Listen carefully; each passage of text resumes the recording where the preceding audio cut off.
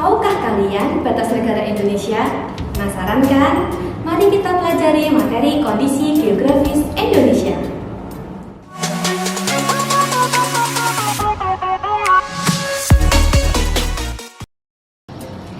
Assalamualaikum warahmatullahi wabarakatuh. Ustazah punya pantun nih. Ayahku adalah seorang petani. Beliau punya sawah dan juga ladang. Mari kita belajar hari ini agar masa depan kita lebih gemilang. Nah, ini adalah pantun dari Ustazah Hairun sebagai penyemangat belajar kita hari ini ya. Baik anak-anakku solih-solihah, sebelum kita mulai belajar, marilah kita awali baca basmalah bersama-sama ya. Bismillahirrahmanirrahim. Adapun tujuan pembelajaran kita kali ini, Ustazah berharap kalian dapat yang pertama, menyebutkan letak Indonesia secara astronomis dan geografis. Yang kedua, dapat menjelaskan implikasi letak Indonesia terhadap aspek ekonomi, sosial, dan juga budaya.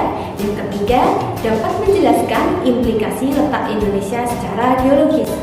Anak-anakku yang solih-solihah, minggu lalu kita sudah belajar mengenai ruang, interaksi ruang, dan juga peta.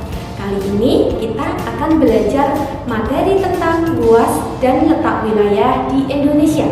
Silahkan buka buku paket kalian halaman 14. Nah, bagaimana wilayah Indonesia? Apa saja keuntungan dari letak wilayah Indonesia? Dan seberapa luas wilayah Indonesia?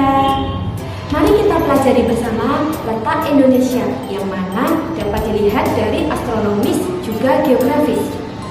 Apa itu letak astronomis? Letak astronomis ialah letak suatu tempat berdasarkan garis lintang dan garis bujur. Nah, letak astronomis Indonesia ini ada di 6 derajat lintang utara sampai dengan 11 derajat lintang selatan dan 95 derajat bujur timur hingga 141 derajat bujur timur. Lah, kenapa Ustazah? Kok semuanya bujur timur semua? Bujur baratnya mana?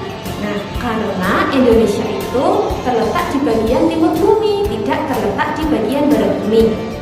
Adapun fungsi garis lintang ini adalah garis yang membedakan antara iklim satu dengan iklim yang lainnya di negara-negara di dunia. Maksudnya, ketika negara itu ada di antara lintang 23,5 derajat lintang utara dan 23,5 derajat lintang selatan, itu berarti negaranya berada di iklim tropis seperti negara kita Indonesia ini. Sedangkan garis bujur untuk membedakan waktu. Nah, di Indonesia sendiri waktunya terbagi menjadi 3. Yang pertama, waktu Indonesia Barat, yaitu ada Pulau Sumatera, Pulau Jawa, Kalimantan Barat, dan Kalimantan Tengah. Yang kedua yaitu waktu Indonesia Tengah. Ada wilayah Kalimantan Utara, Kalimantan Timur, Kalimantan Selatan, Pulau Bali, Nusa Tenggara, Sulawesi Barat, dan Pulau Sulawesi. Jadi ya, Ustazah tegaskan, wilayah Kalimantan ini terbagi menjadi 2 waktu, yaitu Kalimantan bagian Barat dan bagian Tengah itu ikut waktu Indonesia Barat. Sedangkan Kalimantan bagian Utara dan Kalimantan Timur, Kalimantan bagian Selatan ikut waktu Indonesia Tengah. Seperti itu. Nah, untuk selanjutnya, waktu Indonesia Timur itu ada Pulau Maluku dan juga Pulau Papua. Dan ternyata terkait waktu ini antara waktu Indonesia Barat, waktu Indonesia Tengah, waktu Indonesia Timur itu memiliki perbedaan waktu loh, yang mana waktu Indonesia Barat dan waktu Indonesia Tengah memiliki perbedaan 1 jam. Waktu Indonesia Tengah dan waktu Indonesia Timur juga memiliki perbedaan waktu 1 jam. Berarti perbedaan waktu-waktu Indonesia Barat dengan waktu Indonesia bagian timur yaitu 2 jam. Misalkan ya, di Sragen menunjukkan pukul 8 waktu Indonesia Barat, maka di Bali pukul 9 waktu Indonesia Tengah, dan di Maluku pukul 10 waktu Indonesia Timur, seperti itu. Nah, selanjutnya yaitu letak geografis. Nah, letak geografis ini letak suatu wilayah atau negara berdasarkan posisinya di bumi. Misalkan ya, posisi rumah kita bersebelahan dengan perbatasan dengan SMP Birul sebelah utaranya, dan sebelah selatan berbatasan dengan Indomaret. Dan juga bisa seperti ini. Posisi Ustazah berdiri saat ini, sebelah utara berbatasan dengan pintu, sebelah selatan berbatasan dengan jendela. Nah, jadi yang dimaksud letak geografis itu posisi atau kondisi kenyataannya di muka bumi. Nah, sedangkan kalau astronomis tadi berdasarkan garis lintang dan juga garis bujur. Baik, selanjutnya letak geografis Indonesia itu ada di mana, Us? Ya, secara geografis Indonesia itu terletak di antara dua benua, yaitu yang pertama benua Asia yang terletak di utara Indonesia dan benua Australia yang terletak di sebelah selatan Indonesia. Dan Indonesia juga berada di antara dua samudra ya, yaitu yang pertama Samudra Pasifik di sebelah timur dan Samudra Hindia yang ada di sebelah barat Indonesia. Nah, sehingga Indonesia ini dikatakan sebagai jalur persilangan. Nah, jalur persilangan apa, Us? Jalur persilangan pelayaran internasional. Karena Indonesia ini menjadi titik persilangan kegiatan perekonomian dunia antara negara-negara dari Asia Timur dengan negara-negara di Eropa, Afrika, Asia, serta juga Amerika. Nah, tak heran ya kalau Indonesia ini banyak turis-turis yang berdatangan, baik untuk keperluan dagang ataupun juga wisata dari berbagai negara seperti turis dari Korea, Cina, India, itu pada datang ke Indonesia. Selain letak yang strategis tadi, karena juga alamnya yang tidak ekstrim. Letak yang strategis ini sangat memberi pengaruh baik secara budaya maupun ekonomi. Contohnya pengaruh budaya ya, banyak orang-orang luar negeri yang dari Asia mau ke Australia yang melewati Indonesia. Ketika dia melewati Indonesia, orang-orang itu akan bertukar budaya. Dari penduduknya yang datang, kemudian bertukar budaya dengan penduduk yang asli, sehingga budayanya semakin beragam. Untuk contoh pengaruh ekonominya yaitu karena orang-orang mancanegara yang pada datang tadi untuk melakukan perdagangan dari Asia ke Australia, maka di sini Indonesia punya kesempatan untuk menawarkan dagangannya ataupun barang-barang lokal kepada warga asing atau turis yang sedang wisata ke Indonesia, sehingga di sini pendapatan penduduk lokal akan bertambah. Yang perlu kalian ketahui nih anak-anakku soleh-solehah, letak yang strategis ini selain memberi keuntungan tapi juga memberi dampak yang merugikan bagi Indonesia, di mana budaya dari negara lain yang tidak selalu sesuai dengan budaya Indonesia kemudian masuk dan mempengaruhi kehidupan bangsa Indonesia. Misalnya nih, pergaulan bebas.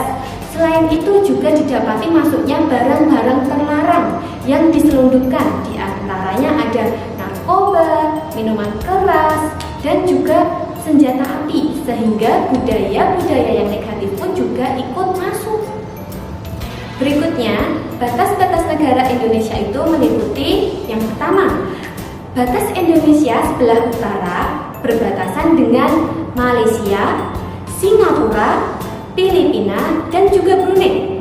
Sebelah selatan, Indonesia berbatasan dengan Timor Leste dan juga benua Australia. Dan sebelah barat, Indonesia berbatasan dengan Samudra Hindia. Selanjutnya, sebelah timur berbatasan dengan Papua Nugini dan juga Samudra Pasifik. Yang ketiga yaitu kondisi iklim Indonesia. Nah, tadi di awal sudah Ustazah sebutkan, ketika berada di antara lintang utara 23,5 derajat lintang utara dan 23,5 derajat lintang selatan, itu berarti negaranya berada pada musim tropis. Ya, selain iklim tropis, ada beberapa iklim yang mempengaruhi kondisi iklim di Indonesia secara keseluruhan. Di antaranya ada iklim musim atau muson. Yang pertama ya, iklim ini timbul karena pergantian arah angin muson yang terjadi setiap 6 bulan sekali. Nah, angin muson sendiri terbagi menjadi dua jenis, yaitu yaitu angin muson barat dan angin muson timur. Di mana angin muson barat itu datangnya dari benua Asia. Ya, benua Asia ini mengandung uap air sehingga turun ke Indonesia terjadilah musim hujan. Begitu. Sedangkan angin muson timur itu berhembus dari benua Australia, di mana benua Australia ini sifatnya kering. Maka anginnya yang berhembus ke Indonesia itu berupa uap panas sehingga menyebabkan Indonesia menjadi musim kemarau. Nah, jadi iklim muson ini memiliki atau menjadikan Indonesia memiliki dua musim ya, yaitu musim hujan dan musim kemarau. Lalu yang kedua ada iklim tropis atau panas. Nah, wilayah Indonesia yang terletak di antara berapa tadi? Ya, 6 derajat lintang utara sampai dengan 11 derajat lintang selatan menyebabkan terjadinya iklim tropis. Selain itu, letak tersebut juga membuat Indonesia memiliki curah hujan tinggi dan disinari matahari sepanjang tahun. Dengan kata lain, iklim ini menyebabkan musim paceklik atau musim panas yang berkepanjangan. Jadi seperti itu. Nah, iklim yang ketiga yaitu di Indonesia iklim laut. Kenapa Indonesia ini memiliki iklim laut? Ya, karena merupakan daerah kepulauan yang mana sebagian besar wilayah Indonesia adalah laut dan juga perairan. Masuk pada poin yang keempat. Nah, letak geologis Indonesia. Letak geologis Indonesia adalah letak suatu wilayah berdasarkan struktur batuan. Secara geologis, Indonesia itu dilalui oleh 2 jalur pegunungan dan 3 lempeng. Nah, jalur pergunungan ini yakni Sirkum Pasifik dan Sirkum Mediterania, yang mana dengan adanya 2 jalur pergunungan ini mengakibatkan Indonesia menjadi banyak gunung-gunung berapi yang aktif. Misalnya nih ya, di Jawa Tengah sendiri. Nah, ada Gunung Merbabu, Gunung Merapi, dan juga Gunung Slamet. Nah, itu adalah contoh gunung-gunung yang aktif baru di Jawa Tengah. Selanjutnya, Indonesia ini terletak pada pertemuan 3 lempeng besar, yaitu yang pertama ada lempeng Indo-Austria, yang kedua ada Eurasia, dan yang ketiga ada Pasifik. Nah, perhatikan gambar berikut ini. Nah, ini ada lempeng Indo-Australia berada di selatan Indonesia, dan lempeng Eurasia ada di utara Indonesia, dan lempeng Pasifik ada di sebelah timur Indonesia. Lempeng Indo-Austria ini bergerak ke utara dan lempeng Pasifik ini bergerak ke barat. Nah, sehingga dan lempeng Eurasia ini relatif diam, jadi dia tidak begitu gerak gitu ya. Nah, lempeng ini sifatnya selalu bergerak ya, bisa bertubrukan ataupun bergesekan. Maka dari itu Indonesia rawan dengan gempa ataupun gempa tektonik, yaitu gempa yang diakibatkan oleh pergerakan lempeng. Nah, contohnya apa? Contohnya yaitu tsunami, atau kadang ada gempa-gempa kecil seperti itu, ya kan? Selain Indonesia rawan dengan gempa, pergerakan lempeng ini juga menjadikan kondisi bawah tanah menjadi aktif. Apanya yang aktif? Magmanya. Jadi di dalam bumi ini seolah-olah memasak hingga mendidih seperti itu. Selanjutnya, dengan keadaan mendidih tadi memberikan dampak positif dan negatif.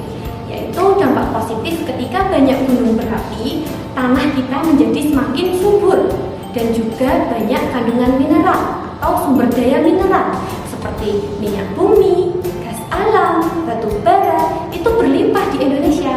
Karena apa? Karena kondisi tanah yang selalu aktif atau mendidih.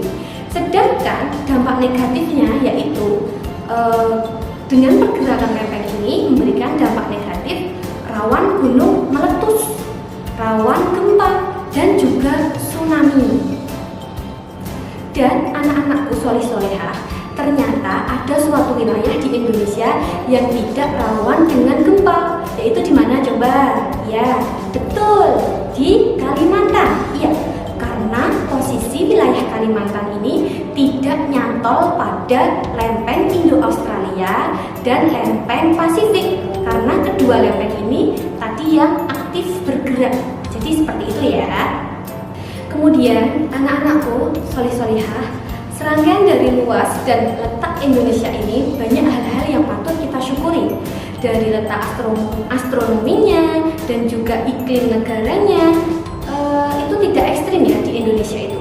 Lalu letak biologis yang juga strategis. Nah, semua itu banyak memberi dampak positif, walaupun juga ada dampak negatifnya. Maka dari itu, marilah kita sama-sama menjaga kelestarian alam ini. Serta jangan lupa bersyukur kepada Allah agar Allah selalu menambahkan nikmatnya. Seperti itu ya. Nah, mungkin cukup sekian dari Ustazah. Semoga pembelajaran kita kali ini dapat bermanfaat. Allahumma amin.